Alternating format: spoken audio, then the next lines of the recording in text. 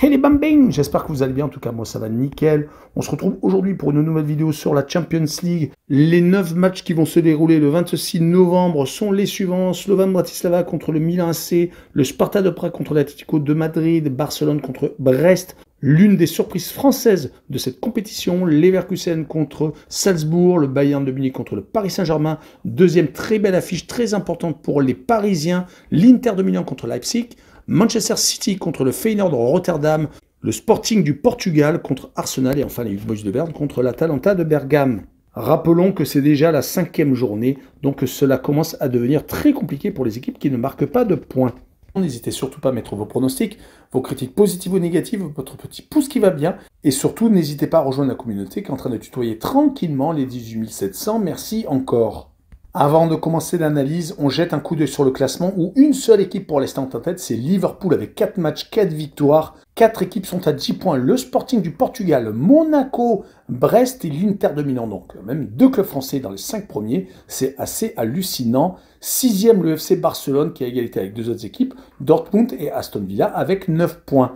En fin de classement, nous avons quelques équipes, 5 exactement, qui n'ont pas encore gagné. Leipzig, Sturm Graz, le Young Boys de Berne, l'Étoile Rouge de Belgrade et enfin le Slovan Bratislava. Les autres positions des clubs français, Lille est actuellement 14e et encore qualifié. Par contre, le Paris Saint-Germain est 25e et pour l'instant éliminé de toute compétition européenne. Et on attaque par la première rencontre du 26 novembre, le Slovan Bratislava qui reçoit l'AC Milan. Le Slovan est actuellement en tête de son championnat avec un match en retard, mais avec un petit point d'avance. Žilina le talonne donc est juste derrière. Ils ont, sur les 5 derniers matchs, toutes compétitions confondues, gagné à 3 reprises. Ils n'ont perdu qu'une seule fois. C'était contre le Dynamo de Zagreb, d'ailleurs, en C1. Et ils viennent de se faire accrocher en championnat à Košice. Mais la montagne va continuer à grimper pour le Slovan Bratislava qui a perdu ses 4 premiers matchs, prenant beaucoup de buts. 2 fois 4 buts à la maison contre City et contre le Dynamo de Zagreb. Un 5-1 au Celtic de Glasgow. Et ils n'ont perdu que 2-0 en Espagne contre Gijón. Mais c'est beaucoup trop pour une équipe qui va jouer contre le Milan AC, qui de son côté est 7e, qui est décroché des 6 premières places, qui vient de faire 2 partages de points en Serie A contre Cagliari et contre la Juve à la maison, mais qui s'est ressaisi en Champions League avec cette victoire assez prestigieuse au Real de Madrid.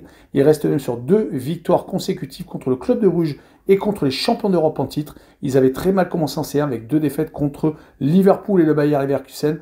Donc ils comptent faire la passe de 3 contre le Slovan Bratislava et je les vois s'imposer 3-1 en déplacement. Et je verrai la combinaison double chance N2 et le plus de 2,5 buts sur le match et une cote à 1,45. Et on enchaîne avec le Sparta de Prague contre l'Atlético de Madrid. Le Sparta est actuellement 4e de son championnat, décroché des premières places, alors que l'Atlético de Madrid est seulement à 5 points du FC Barcelone. Et ils viennent de faire un rapproché avec 5 victoires consécutives, toutes compétitions confondues, Coupe du Roi, championnat avec 3 victoires consécutives et surtout Champions League où ils viennent de battre le Paris Saint-Germain lors du dernier déplacement. D'ailleurs en C1, ils avaient très bien commencé avec une victoire contre Leipzig et ils ont donc bien fini avec cette victoire contre le Paris Saint-Germain, mais au milieu, ils avaient pris 2 volées contre Benfica et surtout contre Lille, qui était beaucoup plus surprenant, surtout que c'était à domicile. Ils vont jouer contre le Sparta de Prague, qui est donc 4e, comme je vous l'ai dit, mais qui reste sur 4 matchs sans victoire. En championnat, ils ont enchaîné une défaite et 2 partages de points, ce qui n'est pas habituel du tout. Et ils ont surtout perdu contre Brest en Champions League. D'ailleurs, quand on voit leurs derniers résultats, c'est 4 points pris. Un gros résultat contre Salzbourg, 3-0 d'entrée de jeu. Un match nul à Stuttgart, mais malheureusement, donc patatras en Angleterre à City. Ils ont pris 5 buts et donc 2 contre les Brestois. Mon pronostic sur ce match sera une victoire 2-1 des Espagnols à l'extérieur, avec les 2 équipes qui marquent, mais je verrai une cote à 1,80. On enchaîne avec la première rencontre d'un club français, Brest, qui se déplace à Barcelone.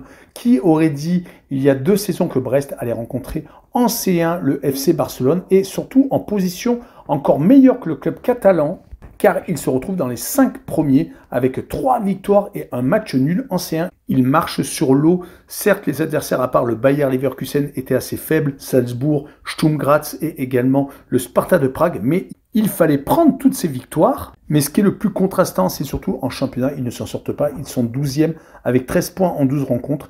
Ils viennent de perdre leurs 3 dernières rencontres contre Nice, contre Montpellier, ce qui est le plus inquiétant, et à Monaco. Et ils ont pris 7 buts sur cette période. Mais ils vont jouer contre le FC Barcelone, qui de son côté vient de se faire accrocher par le Celta Vigo après avoir perdu contre la Real Sociedad. Ils sont en train de voir leur avance fondre avec les deux ogres derrière, le Real de Madrid et l'Atlético de Madrid, qui n'ont plus que 4 et 5 points de retard. Oubliez les claques qu'ils ont mis à beaucoup de monde, dont le Real gagnant 4-1 à Santiago Bernabéu et réussissant à s'imposer 5-2 à l'Étoile Rouge de Belgrade. En C1, ils avaient commencé par une défaite à Monaco, même s'ils avaient fini à 10. Mais depuis, ils s'étaient réveillés avec 3 grosses victoires contre les Young Boys de Berne, le Bayern de Munich 4-1 et donc 5 buts marqués chez les Serbes de Belgrade. En tout cas, je verrai une victoire 3-1 des Catalans avec le but de Lewandowski et une cote à 1,60. Et on poursuit avec Leverkusen, le champion en titre en Allemagne, contre Salzbourg. Leverkusen n'est pas à pareille fête que la saison dernière. Ils sont 4e, ont certes pas obligatoirement énormément de retard sur le Bayern de Munich, mais tout de même sur les 5 derniers matchs, toutes compétitions confondues, c'est 2 victoires, 2 matchs nuls et une défaite, mais c'était à Liverpool en Champions League. Ils ont pris 4-0, mais on voit qu'en Bundesliga, les partages de points les font malheureusement stagner, donc au pied du podium. En C1 par contre, après avoir très bien commencé et gagné 2 fois consécutivement sans prendre de but contre le Feyenoord de Rotterdam et contre l'AC Milan, ils ont été accrochés donc contre Brest et finalement ont perdu 4-0 contre les Anglais.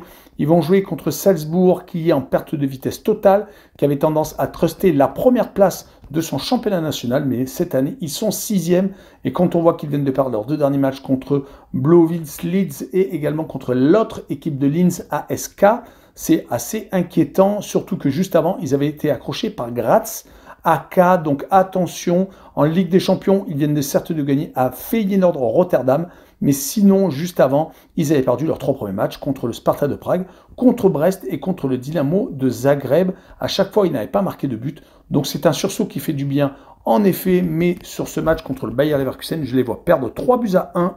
Et je verrai le Bayern marquer le plus de 2,5 buts sur la rencontre avec une cote 1,70. Et on continue avec le Bayern de Munich qui joue contre le Paris Saint-Germain, une rencontre qui nous intéresse vraiment au plus haut point, car les Parisiens sont en très mauvaise posture, ils sont actuellement 25e sur 34 et sont pour l'instant éliminés de toute compétition européenne.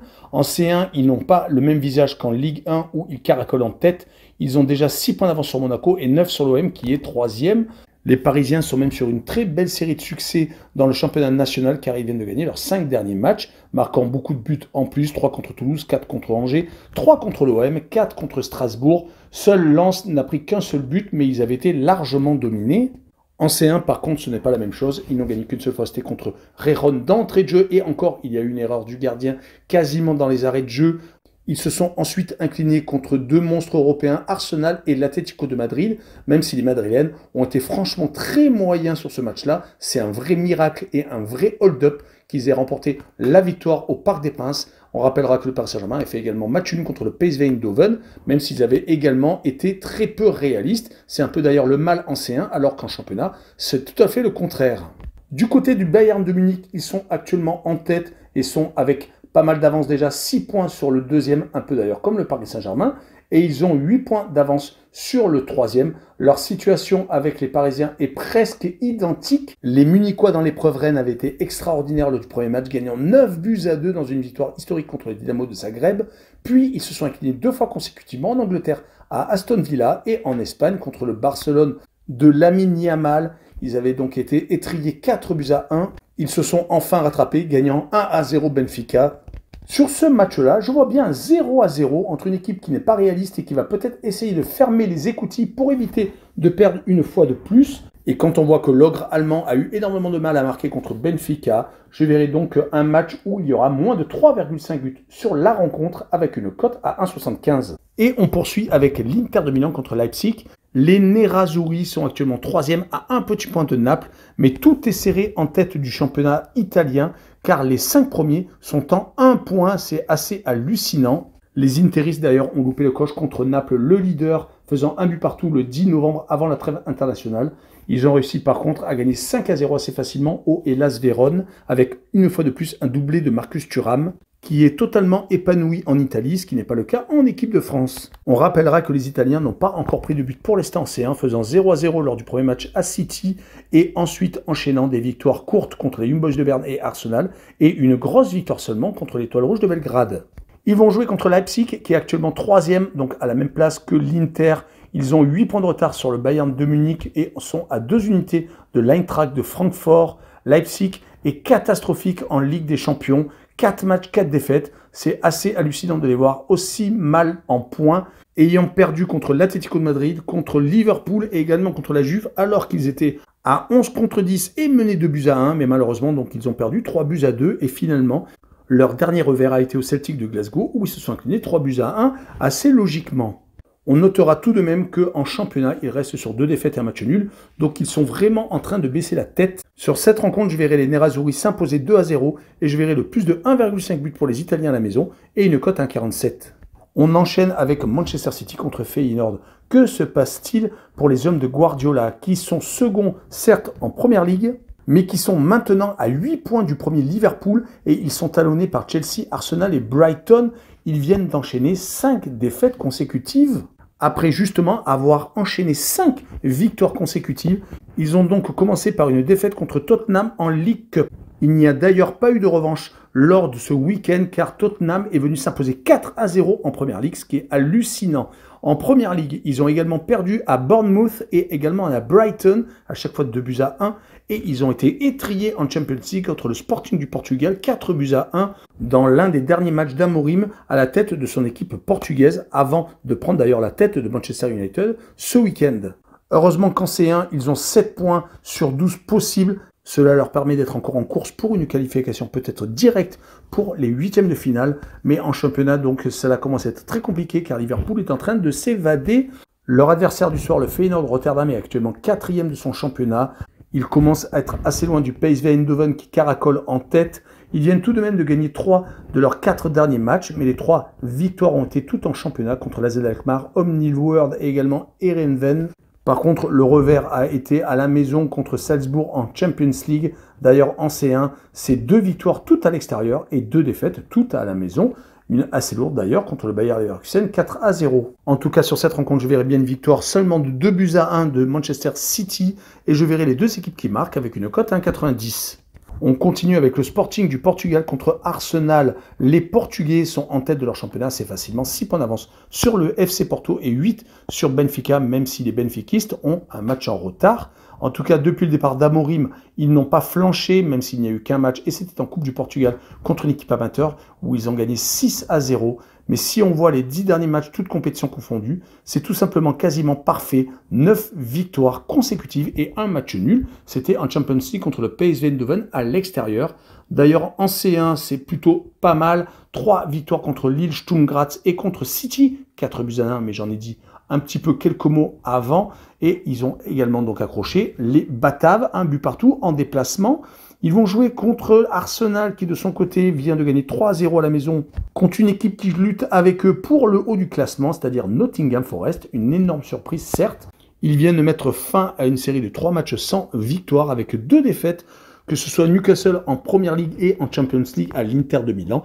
Ils avaient également fait match nul à Chelsea, donc c'est plutôt intéressant. Rappelons qu'ils sont encore qualifiés en League Cup, car ils avaient sorti une équipe de Championship, et qu'en Ligue des Champions, justement, ils ont 7 points, ont fait 0-0 à l'Atalanta, ont battu le Paris Saint-Germain et Shakhtar Donetsk à la maison, et ont donc perdu qu'une seule fois, courtement, en Italie. Sur cette rencontre, je verrai bien un partage au point à but partout, avec le Away No Bet. Et le match nul remboursé, c'est victoire des Gunners à l'extérieur et une cote à 1,88. La dernière rencontre du 26 novembre est les Young Boys de Berne contre l'Atalanta de Bergame. Young Boys est actuellement 9e du championnat suisse sur 12. C'est plutôt catastrophique. Ils sont un petit peu mieux tout de même s'ils n'ont que 17 points sur 15 rencontres disputées, car ils ont gagné leurs 2 dernières rencontres à la maison contre Bâle et contre Lugano, 2 équipes qui luttent pour le titre. Young Boys a par contre accroché Zurich et Lucerne à l'extérieur, donc sur les 4 derniers matchs de championnat, 0 défaite. Mais avant fin octobre, c'était totalement catastrophique. Ils perdaient match sur match. Et comme en C1, c'est du même tonneau, c'est-à-dire totalement catastrophique, avec beaucoup de défaites contre Aston Villa 3-0, 5-0 à Barcelone, 1-0 contre l'Inter et 2-1 contre le Shakhtar Donetsk, qui était sur terrain neutre. En plus, ils vont jouer contre l'Atalanta de Bergame, qui est le dauphin actuellement à égalité de Naples. Ils ont meilleur goal average que l'Inter, que la Fiorentina, que la Lazio. Ils enchaînent surtout les succès. Le vainqueur de la dernière Europa League a gagné 9 de ses 10 derniers matchs, toutes compétitions confondues. Un seul match nul, c'est contre le Celtic de Glasgow. D'ailleurs, en C1, ils ont pour l'instant 2 victoires et 2 matchs nuls. Et à chaque fois, vierge de buts encaissés. Et les 2 victoires ont toutes été à l'extérieur. Par contre, les matchs nuls ont tous été à domicile. Sur cette rencontre, je verrai l'Atalanta s'imposer 2-0 en déplacement et je verrai l'Atalanta avec le handicap -1, c'est-à-dire qu'il faut qu'il gagne par au moins 2 buts d'écart quand même et une cote à 1,95. Voilà, on en a fini avec cette vidéo. On attendra la seconde vidéo des 9 autres matchs bientôt, c'est-à-dire demain. Et n'hésitez pas à venir nous rejoindre. Ciao les bambins!